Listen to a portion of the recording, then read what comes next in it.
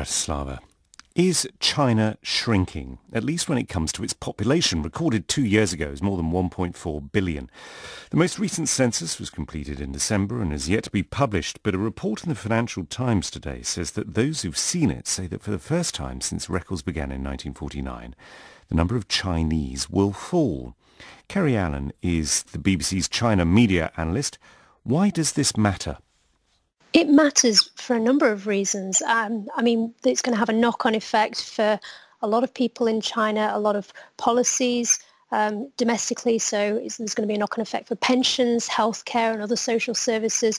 You have got analysts that say there's an incentive for local governments to play up their population numbers so that they can get more resources. But internationally as well, there's going to be a huge knock-on effect on international supply chains unless China can massively increase its labour, because a lot of people in China are retiring. A lot of Chinese families have what is known as a 4+2+1 family structure. So there are 4 grandparents, 2 parents and 1 child nowadays. And that means that there's increased strain on young people because with more people retiring, there are fewer people working.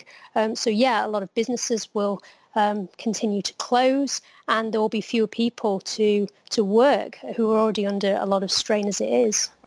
We're not seeing, it's obviously early days, but there's no suggestion that the loosening of the family planning policy of a few years ago to allow people to have broadly more than 1 child, that is likely to turn this demographic corner for China.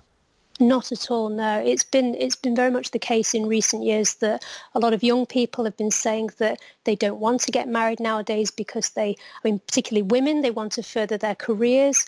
Also, yes, they're anticipating that they have to look after their elderly relatives because you don't have care homes in China. There's a cultural concept of filial piety, which is where you look after your elderly relatives. There's a lot of strain on people. And also there's a huge gender gap, so there are way more men than women, millions more in fact. So a lot of men in particular do understand that they may never meet a partner in their lifetime, so they're choosing other options rather than trying to meet a wife and settle down. If there has been a delay, as has been reported, any theories as to why? Because presumably at a certain point China will have to release these statistics.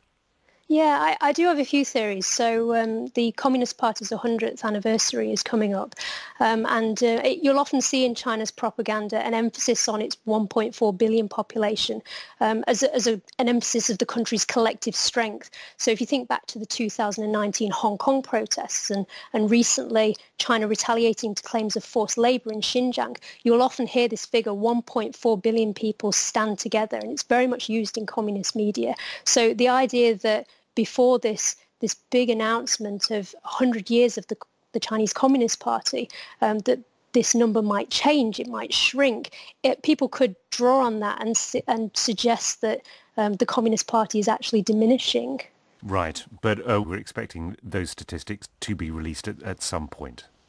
Yes, we are, absolutely. And we have seen that there are policies being changed to try and force women back in traditional roles. So marriage age being dropped, extended maternity leave. These are all policies that were thrown about at China's 2 sessions recently.